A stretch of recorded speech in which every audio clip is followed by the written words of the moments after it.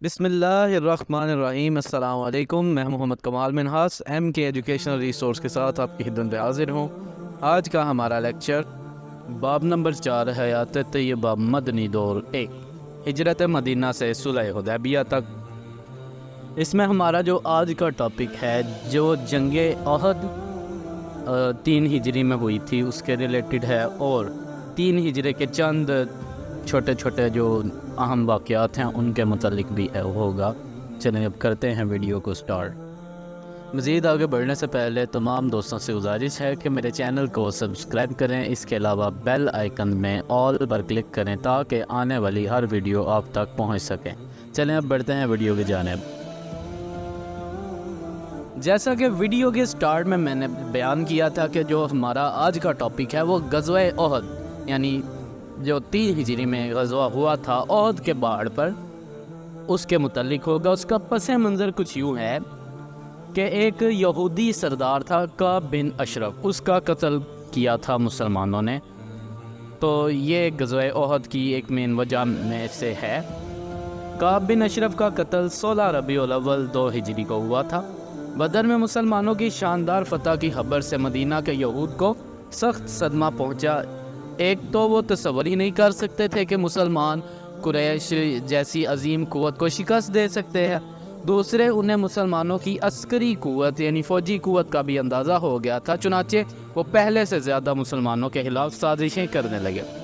ان باغیانہ سرگرمیوں کا سرغنہ یہود کا ایک سردار کعب بن اشرف، وہ مسلمان عورتوں کے فرضی عشقیہ قصے بیان کرتا اور اپنے شعروں میں حضور صلی اللہ علیہ وسلم کی حجو یعنی برائی کو بیان کرتا تھا۔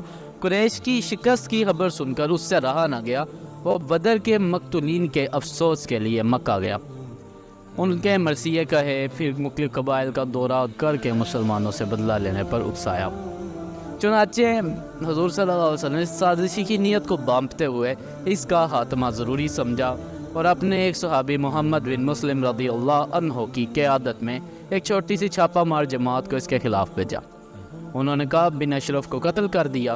اس سے یہود میں خوف پھیل گیا اور انہوں نے تحریری طور پر عہد کیا کہ آئندہ ایسی حرکتوں اور باغیانہ سرگرمیوں سے باز رہیں گے۔ قریش کی تجارتی ناکہ بندی توڑنے کی جو کوشش تھی یہ بھی ایک وجہ تھی، کیونکہ قریش کی معیشت کا جو انحصار تھا وہ شام و عراق کی تجارت پر تھا۔ بدر کی فتح کے بعد مسلمانوں نے شام اور مکہ کی قدیم تجارتی شاہراہ قریش پر بند کر دی تو انہیں مجبوراً عراق کی طرف رخ کرنا پڑا۔ ان کا ایک قافلہ بھاری مال تجارت لے کر عراق کی طرف روانہ ہوا۔ آپ صلی اللہ علیہ وسلم کو اپنے جاسوسوں کے ذریعے بروقت اس قافلے کی اطلاع مل گئی۔ قریش کو معاشی محاذ پر ذیق پہنچانے کا یہ بہت اچھا موقع تھا، جس سے آپ صلی اللہ علیہ وسلم پورا فائدہ اٹھایا اور حضرت زید بن حارثہ کی قیادت میں ایک دستہ نے کفار کے لاکھوں روپے کا سامان قبضے میں کر لیا۔ اس کاروان تجارت سے لٹ جانے کے بعد قریش پر شام و عراق دونوں شاہراہیں بند ہو گئی۔ چنانچہ معاشی بدحالی سے بچنے کے لیے انہوں نے مسلمانوں کے خلاف جنگ کی تیاریاں تیز کر دیں۔ عرب کی بیرونی اور اندرونی تجارت پر قریش مکہ کی اجارہ داری تھی، جو ان کی خوشحالی کا ایک بہت بڑا ذریعہ تھی۔ مسلمانوں نے ان کی تجارتی شاہراہوں کی ناکہ بندی کر کے ایک تو ان کی تجارتی اجارہ داری ختم کر دی اور دوسرا ان کی جگہ خود لے لی۔ اس کا ایک فائدہ یہ بھی ہوا کہ قریش کی جنگ کی تیاریوں کے لیے مال کی ضرورت تھی اور اس طرح ان کے وسائل محدود ہو گئے۔ پس منظر کو ہم نے دیکھ لیا، اب غزوہ احد کے جو اسباب تھے ان کے متعلق بھی ایک روشنی ڈالتے ہیں کہ جنگ بدر کے لیے معاذ عمر بن حضرمی کے قتل کو بہانہ بنایا گیا تھا، لیکن میدان میں بڑے بڑے سردار مثلا ابو جہل، ولید، عتبہ، شیبہ وغیرہ مارے گئے تھے۔ اب مکے کے نئے سردار ابو سفیان نے ان کا بدلہ لینے کے لیے جنگ کی تیاری شروع کر دی۔ شام کی تجارتی شاہراہ جس پر مکے کی معیشت کا انحصار تھا، اسے محفوظ کرنے کے لیے مدینہ کی حکومت کا خاتمہ ضروری تھا۔ مذہبی اور سیاسی اعتبار سے قریش کو تمام قبائل عرب پر خاص امتیاز حاصل تھا۔ بدر کی شکست نے قریش کی شہرت کو بہت نقصان پہنچایا اور قبائل عرب میں ان کی اہمیت کم ہو گئی۔ اس بات کا تقاضا تھا کہ شکست کا جو بدلہ لے کر اپنے گرتے ہوئے وقار کو سنبھالا جائے۔ مکے کے نئے سردار ابو سفیان کے مقتولوں کا بدلہ لینے کی قسم کھائی۔ چنانچہ شام سے آنے والے قافلے کا سرمایہ جو جنگی تیاریوں کے لیے وقف کر دیا گیا، شاعروں نے جذبات بھڑکانے والی نظمیں کہیں، عورتوں نے تانے دیے۔ اس طرح ایک سال میں 3000 آدمیوں کی فوج لڑائی کے لیے تیار ہو گئی۔ رسول پاک صلی اللہ علیہ وآلہ وسلم کو اپنے چچا حضرت عباس کے ذریعے سے قریش کی جنگی تیاریوں کا علم ہوا، تو آپ صلی اللہ علیہ وسلم نے مسلمانوں کو مشورے کے لیے مسجد نبوی میں بلوایا۔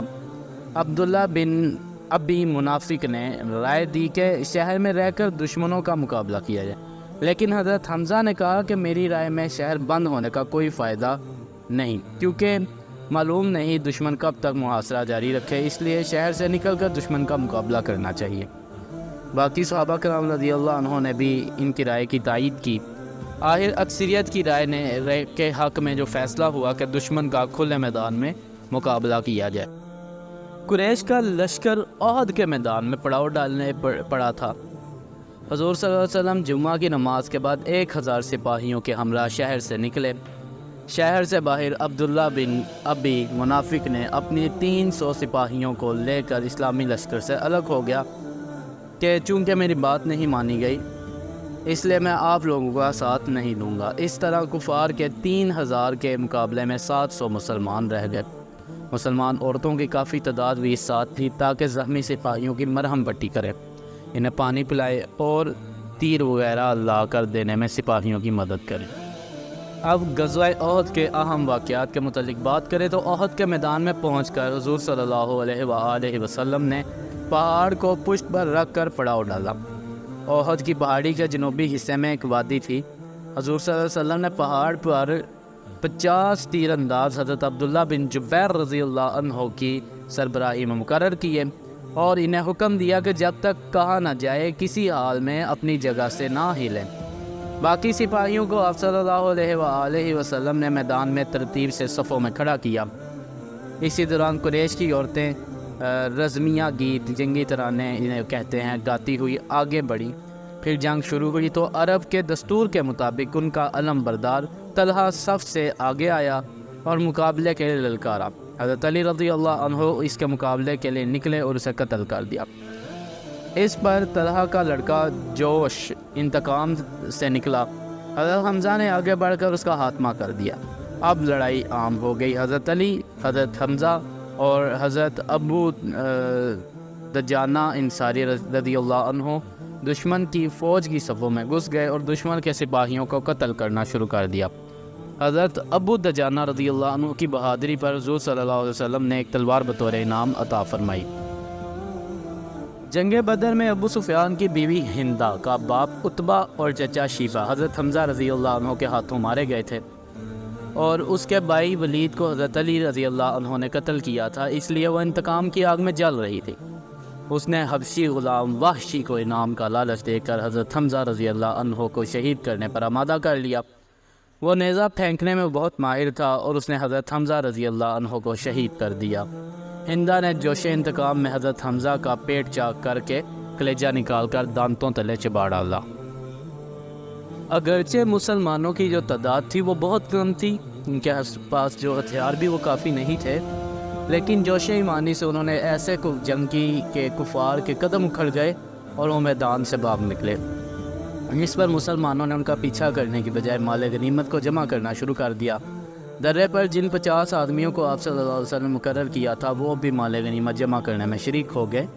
ان کے سردار نے کافی سمجھایا، حضور صلی اللہ علیہ وسلم کے حکم کے بغیر کسی حال میں تم جگہ سے نہیں ہٹ سکتے، لیکن انہوں نے ایک نہ سنی۔ خالد بن ولید اس وقت تک مسلمان نہیں ہوئے تھے۔ انہوں نے درے کو خالی دیکھا تو اپنے 100 سواروں کو ساتھ لے کر پیچھے سے مسلمانوں پر حملہ کر دی۔ اب سامنے سے دشمن پلٹ آیا اور مسلمانوں کو اچانک آگے پیچھے دونوں طرف سے دشمن کا مقابلہ کرنا پڑا۔ اس بدحاسی میں مسلمانوں کی ایک بڑی جماعت شہید ہو گئی۔ اب کفار کا سارا زور حضور صلی اللہ علیہ وسلم کی جانب تھا کہ کسی طرح آپ صلی اللہ علیہ وآلہ وسلم کو شہید کر دیں۔ اس پر صحابہ کرام کی ایک بہادر جماعت نے آپ صلی اللہ علیہ وسلم کو گھیرے میں لے لیا۔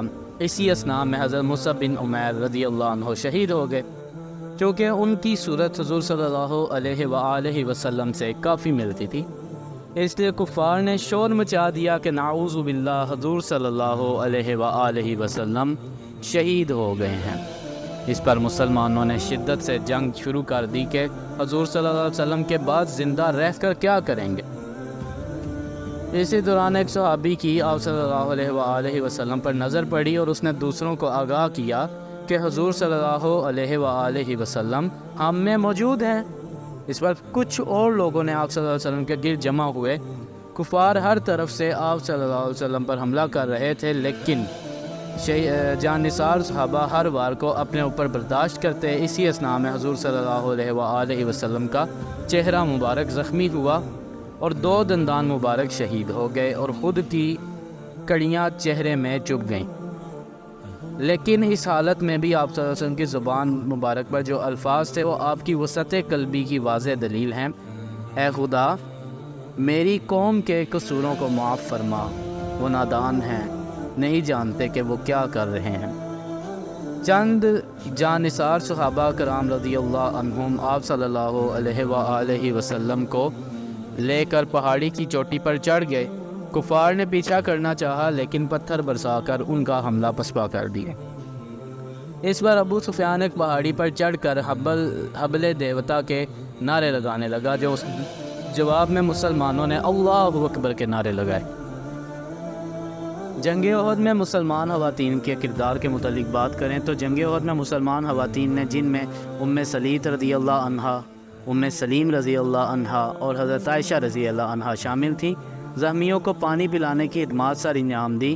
چونکہ نبی کریم صلی اللہ علیہ وآلہ وسلم زخمی ہو گئے تھے، اس لیے آپ صلی اللہ علیہ وسلم کی صاحبزادی حضرت فاطمہ رضی اللہ عنہا میدان میں پہنچی اور آپ صلی اللہ علیہ وسلم کے زخموں کو دھو کر ان پر چٹائی کا ٹکڑا جلا کر رکھا اور اس پر پٹی باندھ دی، جس سے خون بہنا بند ہو گیا۔ اس طرح ایک انصاری خاتون کو یکے بعد دیگرے ان کے باپ، بھائی اور شوہر کی شہادت کی خبر ملی، لیکن وہ ہر بار حضور صلی اللہ علیہ وسلم کے بارے میں پوچھتی تھی۔ جب آپ صلی اللہ علیہ وسلم کو سلامت دیکھا تو کہا کہ آپ صلی اللہ علیہ وسلم خیریت سے ہیں، تو پھر سب کی تکلیفیں ہیچ ہیں۔ لشکر کفار کا تعاقب۔ اگرچہ ابو سفیان نے مسلمانوں کو پھر لڑنے کا چیلنج دیا، لیکن مسلمانوں کے خوف سے اپنی باقی فوج کو اکٹھا کر کے مکہ کی طرف بھاگ گیا، اس خیال سے کہ یہ لوگ پلٹ کر مدینہ پر حملہ نہ کر دیں۔ آپ صلی اللہ علیہ وسلم اپنے 70 صحابہ کرام کے ہمراہ، جو طرح زخمی تھے، ابو سفیان کے لشکر کے تعاقب میں نکلے، ہمراہ الاسد تک ان کا تعاقب کیا۔ اس مہم کا ایک اور مقصد صرف یہ تھا کہ شہر مدینہ کے آس پاس کے قبیلے یہ نہ سمجھیں کہ مسلمانوں کا زور ٹوٹ چکا ہے اور مدینہ پر حملہ نہ کریں۔ اس لیے اس بات کا اظہار ضروری تھا کہ مسلمانوں نے دشمن کا تعاقب کر کے انہیں مار بھگا دیا ہے۔ اس جنگ میں مسلمانوں کے 70 آدمی شہید ہوئے، جن میں حضور صلی اللہ علیہ وسلم کے چچا حضرت حمزہ بھی شامل تھے۔ کفار کے 22 آدمی مارے گئے۔ اس امر کے متعلق مورخین میں اختلاف ہے کہ جنگ احد میں شکست کیسے ہوئی۔ بعض لوگ مسلمانوں کے جانی نقصان کی زیادتی کی وجہ سے اسے مسلمانوں کی شکست کہتے ہیں، لیکن دراصل محض جانی نقصان کی زیادتی فتح یا شکست کی علامت نہیں ہوتی۔ سب سے پہلے قریش نے میدان جنگ چھوڑ کر مکہ کا رخ کیا۔ مسلمان بعد تک وہاں موجود رہے، بلکہ اسلامی لشکر نے ہمراہ الاسد تک دشمن کا تعاقب کیا اور مسلمانوں کا کوئی سپاہی گرفتار نہیں ہوا۔ ان حالات میں ہم مسلمانوں کو جنگ احد میں شکست خوردہ نہیں کہہ سکتے۔ ہاں، ان کا جانی نقصان زیادہ ضرور تھا، اور اس کا سبب بھی یہ تھا کہ انہوں نے اپنے سپہ سالار کی ہدایات نظر انداز کر کے درے کو خالی چھوڑ دیا، اور اب بھی دشمن میدان میں ہی موجود تھا کہ مال غنیمت جمع کرنے میں مصروف ہو گئے۔ تیسری ہجری کے دیگر واقعات۔ اس سال رمضان المبارک میں حضرت علی رضی اللہ عنہ کے بڑے صاحبزادے حضرت حسن رضی اللہ عنہ کی جو پیدائش ہوئی۔ حضور صلی اللہ علیہ وسلم حضرت عمر رضی اللہ عنہ کی صاحبزادی حضرت حفصہ رضی اللہ عنہ سے نکاح فرمایا، جو غزوہ بدر میں بیوہ ہو گئی تھی۔ وہ امہات المؤمنین میں شمار ہو گئیں۔ حضور صلی اللہ علیہ وسلم نے حضرت عثمان غنی رضی اللہ عنہ سے اپنی صاحبزادی ام کلثوم کا نکاح کیا۔ قانون وراثت نازل ہوا۔ اب تک مشرکہ عورتوں سے مسلمان مردوں کا نکاح جائز تھا، اس سال ان سے یہ نکاح حرام ٹھہرا۔ اس سال کے آخر میں حضرت زینب بنت خزیمہ، جو پہلے 3 بار بیوہ ہو چکی تھی، آپ صلی اللہ علیہ وسلم کے نکاح میں آئیں۔ وہ نکاح کے 2-3 ماہ بعد ہی انتقال کر گئی۔ حضور صلی اللہ علیہ وسلم نے نماز جنازہ پڑھائی اور جنت البقیع میں دفن ہوئیں۔